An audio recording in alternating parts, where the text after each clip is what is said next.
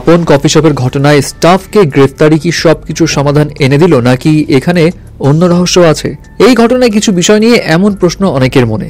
সেই প্রসঙ্গে যাবার আগে বলি, গতকাল খিলগাঁওতে আপন কফি শপে যেই ঘটনা ঘটেছে সেই ভিডিও অনেকেই দেখেছে, যেখানে আপন কফি শপের স্টাফদের সঙ্গে এক তরুণীর বাগ বিতণ্ডার এক পর্যায়ে সেই কফি শপের একজন স্টাফ ওই তরুণীর গায়ে খুব বাজেভাবে হাত তুলে, যেই ঘটনায় সোশ্যাল মিডিয়া জুড়ে নেটিজনরা ক্ষোভে ফেটে পড়লে পুলিশ তাৎক্ষণিকভাবেই সেই কর্মচারী এবং ম্যানেজারকে গ্রেফতার করে, যেটা অবশ্য স্বস্তির একটা বিষয়, কারণ অপরাধীকে দ্রুত আইনের আওতায় আনা হয়েছে। কিন্তু যেই আপন কফি শপ নিয়ে এত নাম ডাক, তারা এমন আচরণ কেন করলো?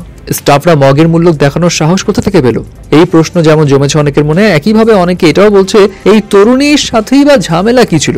এখন এখানে পরে অবশ্য কিছু সিসিটিভি ফুটেজ ভাইরাল হয়, যেখানে ওই তরুণীর আচরণগুলো বেশ অ্যাগ্রেসিভ ছিল এবং অস্বাভাবিক লাগছিল। এবং মিডিয়া রিপোর্টস থেকেও জানা যায় এই তরুণী প্রায় সময় আপন কফি শপে এসে ঝামেলা বাঁধায় এবং এমনটা আসামিরা জানিয়েছিল। কাস্টমারদের বিরক্ত করতো সে, এবং গতকালও সে এসে এমন কিছুই করছিল এবং তাকে ভিতরে ঢুকতে না দেওয়ার কারণেই এখানে এই ঝামেলাটা তৈরি হয়। এবং কিছু রিপোর্ট সেটাও বলছে সে মানসিকভাবে ভারসাম্যহীন। তবে অনেকের মতে এই তরুণী মানসিকভাবে ভারসাম্যহীন হোক কিংবা ইচ্ছাকৃতভাবেই এমন কাণ্ড ঘটাক না কেন, এর জন্য তো আইন আছে, কর্তৃপক্ষ তো আইনের ব্যবস্থা নিতে পারত। এভাবে এই তরুণীকে গায়ে হাত তোলার অধিকার তাদেরকে দিয়েছে, জোর যার মূল্য তার এমন মেন্টালিটি তাদেরকে দিয়েছে। তবে এর বাইরে আরেকটা বিষয় নিয়ে অনেকের মনে কিছু প্রশ্ন জেগে বসেছে, সেটা হলো এই ভুক্তভোগী তরুণী এখন কিন্তু নিখোঁজ। পুলিশের তরফ থেকে জানা যায় সে ভুক্তভোগীর কোনো খোঁজ না পেয়ে ফৌজদারি অপরাধ হিসেবে তারাই নিজেরাই মামলা করেছেন।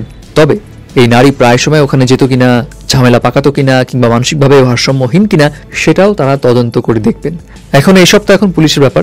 বাট দ্য ফ্যাক্ট ইজ, এই যে অনেক সময় আমরা অবহেলিত কাউকে দেখে কিংবা মানসিকভাবে ভারসাম্যহীন কাউকে দেখে নিজেরাই বিচার করে ফেলি, গায়ে হাত তুলে ফেলি, এইসব যে করা যাবে না, এগুলো থেকে যে বের হয়ে আসতে হবে, এই জোর যার মূল্য তার মেন্টালিটি যে ঝেড়ে ফেলতে হবে, এই ঘটনা কিন্তু সেটারই শিক্ষা দেয়।